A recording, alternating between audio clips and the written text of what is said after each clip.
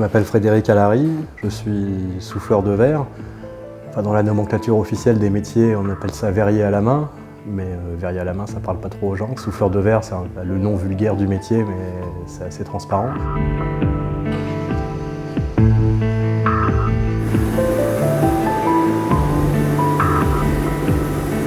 Il y a beaucoup de gens qui découvrent ce métier petit, qui sont éblouis par le verre en lui-même, par le comportement du verre, par sa couleur, par la manière dont il se transforme, la vitesse à laquelle il se transforme, parce que le verre ça se travaille très vite, c'est assez fascinant. Moi j'ai pas eu cet éblouissement parce que comme j'étais tout petit dans l'atelier, j'étais un petit peu blasé par rapport à ça.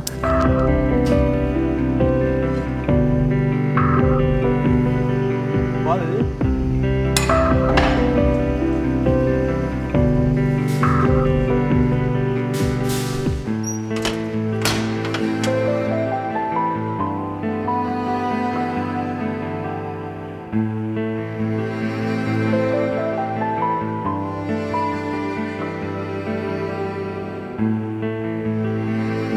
C'est ma grand-mère qui a créé la verrerie, donc ma mère, elle a été désignée par ma grand-mère pour gérer l'affaire, mais elle ne l'avait pas choisi vraiment. Et, bon, après, ça lui a plu, hein, mais elle s'y est fait, mais ça n'a pas toujours été facile. Ni moi ni mes frères n'avons été poussés à travailler le verre ou à reprendre la verrerie.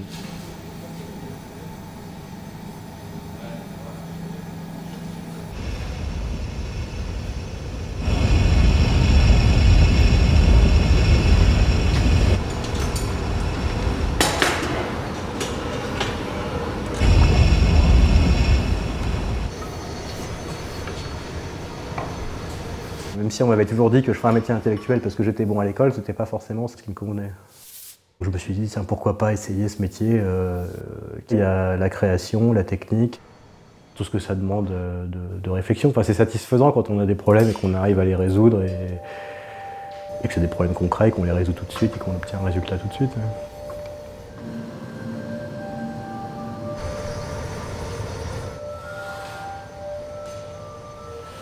J'ai essayé la verrerie comme ça, sans savoir si ça allait me plaire, puis sans savoir si j'allais être doué pour ça, parce que je savais que c'était un métier qui était quand même difficile et que tout le monde ne devient pas verrier, ou en tout cas bon verrier.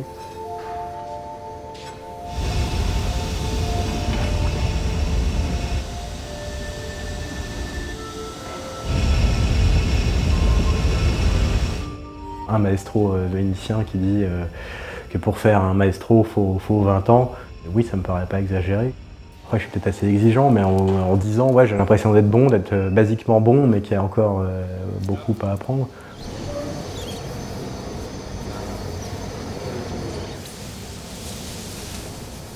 Si on intellectualise trop, on pense que à ce qu'on veut obtenir et pas à ce qui se passe vraiment. Il faut que ce soit assez instinctif, de toute façon on n'a pas le temps de réfléchir quand on travaille, donc il faut tout de suite sentir ce qui se passe et avoir la bonne inspiration par rapport à ce qui se passe au bout de la canne.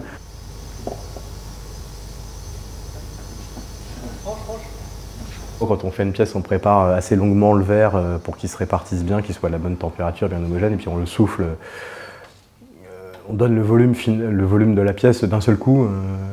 Je trouve ça assez amusant. Ouais. Et puis je sais pas, quand ça gonfle, c'est magique. Surtout quand on gonfle beaucoup d'un seul coup, on a l'impression qu'on peut gonfler ça comme ça à l'infini.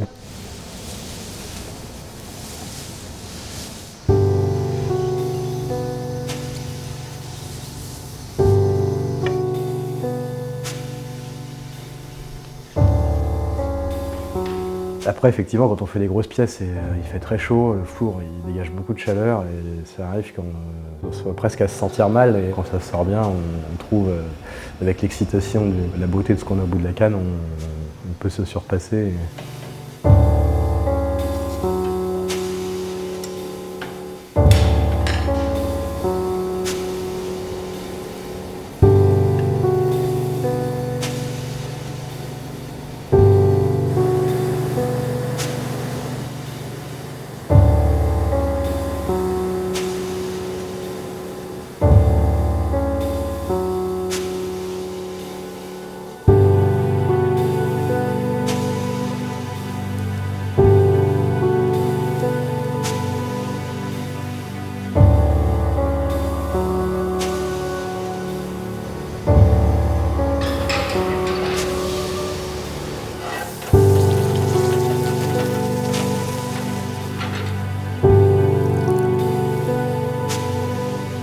Moi j'aime bien faire des grosses pièces. Les grosses pièces ça demande beaucoup d'investissement et, physique et de concentration. Et pour ça non seulement il faut être en forme, mais il faut avoir envie. Ouais.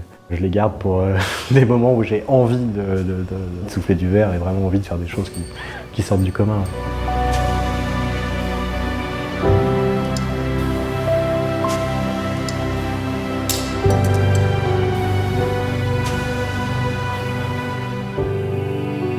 C'est pas mal d'avoir une certaine humilité par rapport à la matière. Il faut beaucoup se remettre en question et puis c'est subtil, ça je ne vois pas grand chose. Beaucoup de choses qui sont très, très légères et c'est pour ça que c'est long à apprendre, c'est que tout est en subtilité, quoi.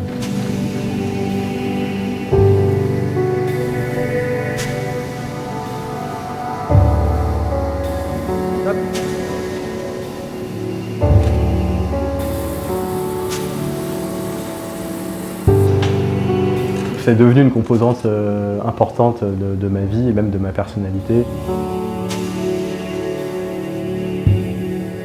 Si j'étais pas verrier, je serais un peu plus perdu, ouais.